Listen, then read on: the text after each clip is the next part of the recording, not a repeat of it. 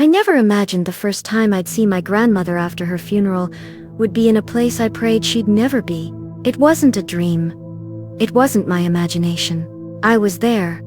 I could feel the heat on my skin, smell the air so foul it clung to my lungs, and hear screams that shattered every memory I'd ever had of her soft, gentle voice. The woman who prayed over my childhood fevers, who fed me warm bread from her old oven, who told me, "Jesus loves you more than I ever could," was now in chains, in fire. And when she looked at me, it wasn't the eyes of my grandmother I saw.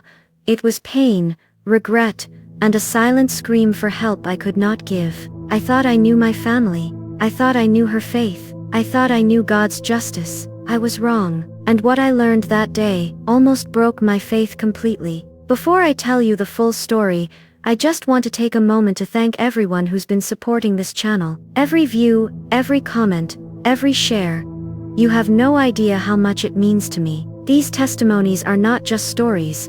They are lifelines, warnings, and sometimes the only chance someone will have to hear the truth before it's too late. If you've subscribed, thank you for being part of this community of truth seekers and believers. If you're new, welcome. This space is a safe place to hear the raw, unfiltered reality of eternity, the hope of salvation, and the urgent call to live ready. Now, take a deep breath, because what I'm about to share is not easy to hear, but it is the truth, and once you hear it, you will never forget it. My name is Rihanna.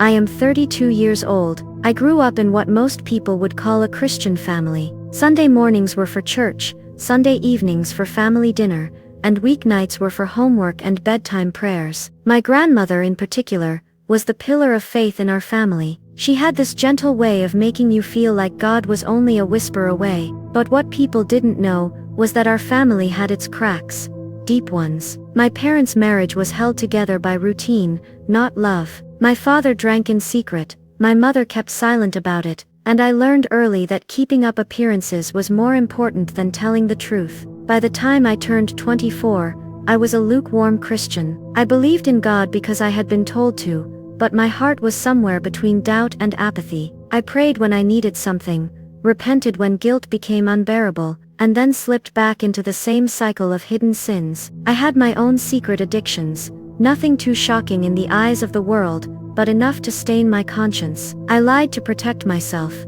manipulated to get my way, and when it came to forgiveness, I gave it only when I felt like it. If you had asked me about hell back then, I would have said, yeah, I believe it exists, but God is too loving to actually send people there, especially good people. I thought hell was for murderers, Satanists, and the really bad ones, not people like my grandmother, who baked cookies for the church potluck and read her Bible every morning. And my grandmother, oh how I loved her. She was my safe place in a world that often felt cold. Every summer I stayed with her in the old farmhouse she'd lived in for decades. She'd hum hymns while folding laundry, and her wrinkled hands would pat my cheek in a way that made the world slow down. But as I grew older, I noticed something, a side of her no one talked about. She had an unforgiving spirit, especially toward her siblings. She could hold on to an offense for years. I once overheard her on the phone, speaking in sharp, bitter tones about a woman from church who had crossed her. Her words weren't just angry,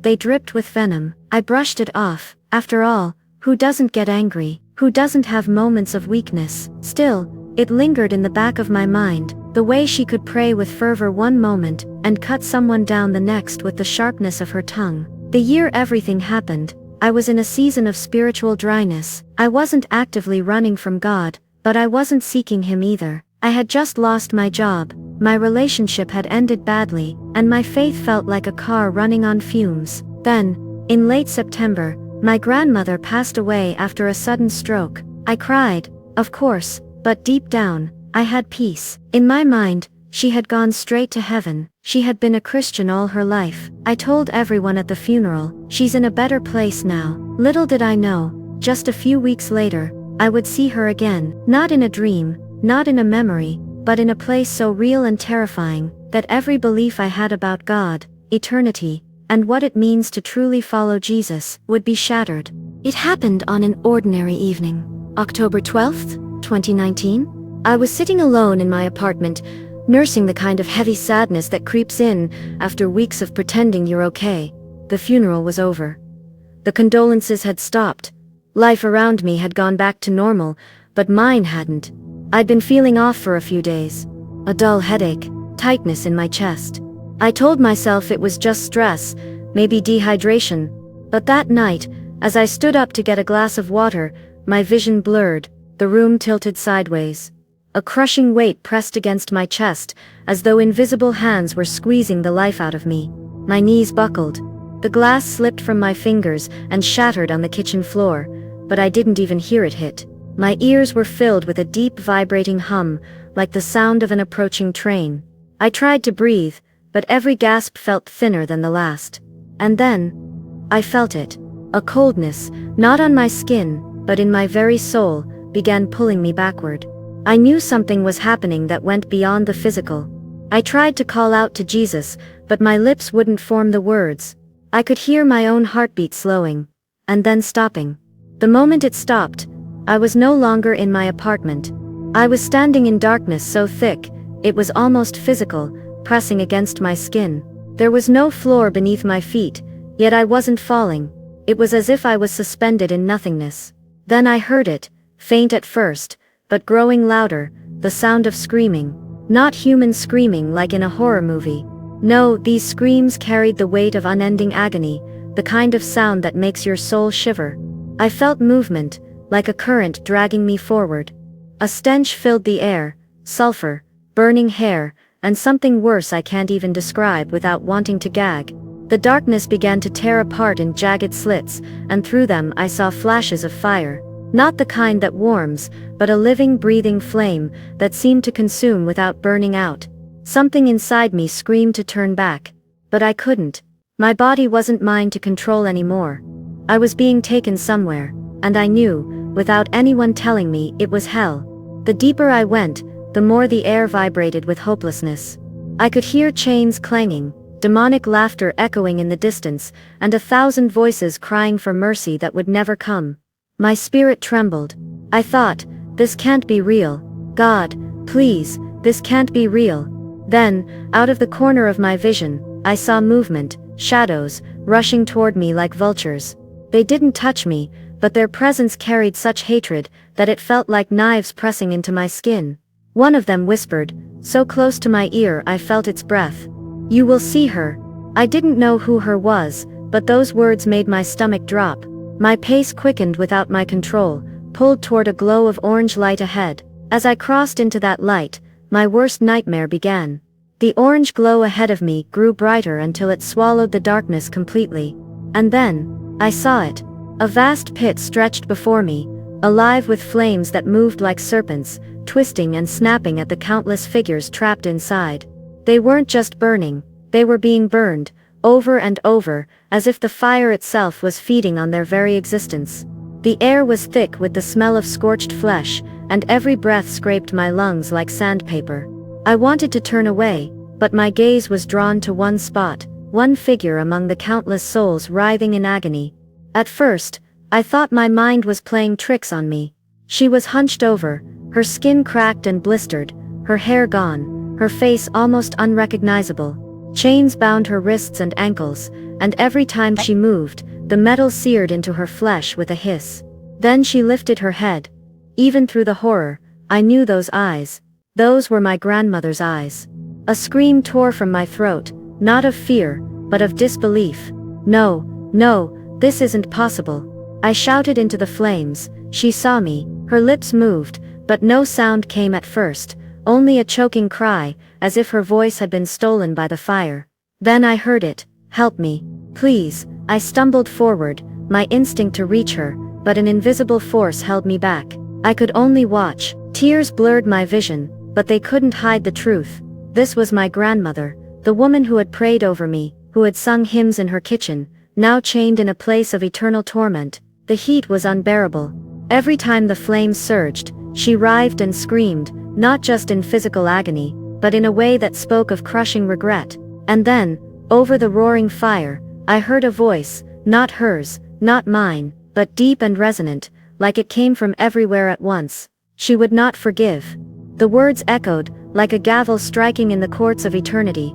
I froze. Forgive. My mind raced back, to her long-standing grudges, the cold silences with family members, the bitterness she carried like armor. I remembered overhearing her say once, "I'll never forgive her for what she did." Never. I thought it was just stubbornness. I never imagined it was something that could damn a soul. But the voice spoke again, heavy with finality, "Whoever does not forgive, neither will my Father my Father forgive them." Mark 11:26. My knees buckled. I wanted to argue, to plead her case. She loved you, God. She prayed every day. She served in church. This isn't fair. But the flames didn't care for my reasoning. Her screams rose again, her eyes locked on mine with a desperation that ripped through my chest. "Tell them," she gasped between cries. "Tell them not to come here." A demonic figure, grotesque, with a face like melted wax, yanked her backward into the deeper part of the pit. Her scream faded into the roar of the fire. I collapsed, trembling, my heart shattered, my mind spinning. Everything I thought I knew about salvation, about good people, and heaven, was crumbling before my eyes. I was still on my knees shaking, when the atmosphere around me shifted. The oppressive heat began to fade, though the screams still echoed in the distance. The stench of sulfur loosened its grip on my lungs. Then, through the haze, a light appeared. It wasn't like the flames. This light was pure, alive, and so bright it made the fire look pale. It didn't burn, it healed. As it drew near, the fear that had gripped me since the darkness first took me, began to melt away. I lifted my head, and saw him. There are no words in human language to fully describe Jesus. His presence was like standing inside love itself. His eyes, oh, his eyes! They pierced through me, seeing everything I had ever done, every thought I'd ever had. Yet they held no hatred, only truth, justice, and a mercy so deep it made me want to weep. "Lord," was all I could whisper, my voice breaking. He reached out his hand, and helped me to my feet. His touch was warm, yet it carried the weight of eternity. "You were not meant to stay here," he said, his voice like rushing waters, yet gentle as a whisper. "But you had to see. You had to understand."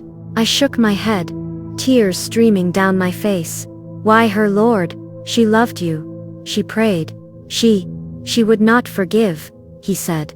The same words I had heard before, but now with a sorrow that seemed to echo through all of heaven. She carried bitterness into her final breath. "My word is truth. If you do not forgive others their trespasses, neither will your Father forgive your trespasses." Matthew 6:15. His gaze grew even more intense. "Unforgiveness is not a small thing. It is rebellion against my mercy, and rebellion cannot enter my kingdom." I wanted to fall at his feet and plead for her release, but before I could speak, he shook his head. "Her time is done. Yours is not." I felt a lump in my throat. "Why did you bring me here?" "To warn them," he said, and his voice thundered now, resonating through my very bones. "Tell them hell is real. Tell them my mercy is now, not later. Tell them no sin is worth their soul, not pride, not bitterness, not unforgiveness. And tell my people to be ready, for many who think they stand, will fall." The light around him began to grow so bright, that the flames and the pit faded into nothingness. My body felt weightless, as if I was being pulled upward through layers of darkness, each one peeling away, until I could breathe freely again. Then, just before everything went completely white, he spoke once more, softly, almost like a secret meant for my ears alone. "I am coming soon. Tell them." In an instant, I gasped, and my eyes flew open. I was back in my apartment, lying on the kitchen floor beside the shards of broken glass. My chest rose and fell rapidly. The clock on the wall showed only minutes had passed, but I knew I had been gone far longer than time could measure. When I sat up from that cold kitchen floor, I was not the same person who had collapsed minutes earlier. My body felt weak, but my spirit was wide awake, painfully awake. The first thing I did was weep, not polite tears, not soft crying. I sobbed so hard my whole body shook. I wasn't just crying for my grandmother. I was crying for every person living with the illusion that good is good enough for heaven. For the next few days I barely spoke. I cancelled outings, stopped scrolling through social media, and sat in silence with my Bible open, letting every verse pierce me. Scriptures I had glossed over before now burned into me like fire. Without holiness, no one will see the Lord. Hebrews 12:14. Forgive, and you will be forgiven.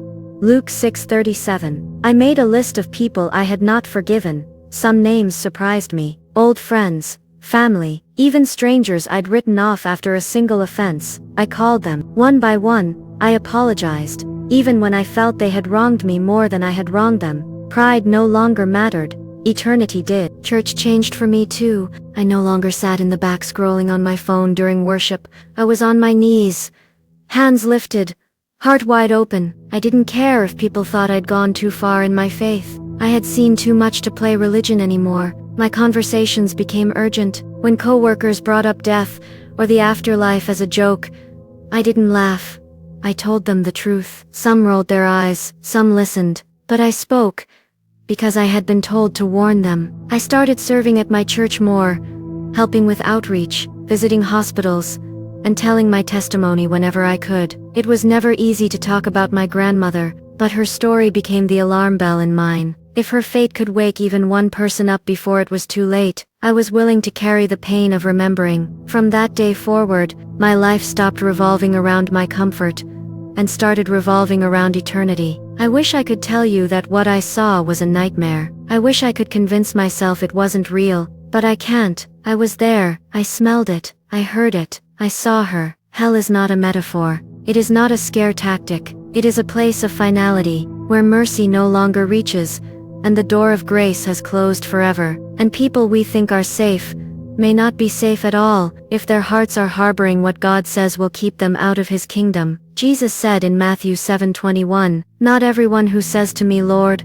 Lord,' shall enter the kingdom of heaven, but he who does the will of my Father." If you're holding on to bitterness, unforgiveness, secret sin, let it go. Not tomorrow, not when you feel ready. Now, because once you cross that line into eternity, there are no do-overs. I've carried this vision for years now, and every time I tell it, I feel the same heaviness in my chest. Not because I doubt it, but because I know someone listening is standing on the very edge of eternity, thinking they still have time. I saw my grandmother in hell. I loved her, but love couldn't change her choice to hold on to bitterness until her last breath. And if it could happen to her, it could happen to anyone who thinks religion will save them without true obedience to Christ. So I ask you, do you believe hell is real? And more importantly, if you died tonight, are you certain you would not end up there? Share your thoughts in the comments. Tell me if you've had an experience like this. Let this community hear your testimony. Thank you for listening. May God keep you safe.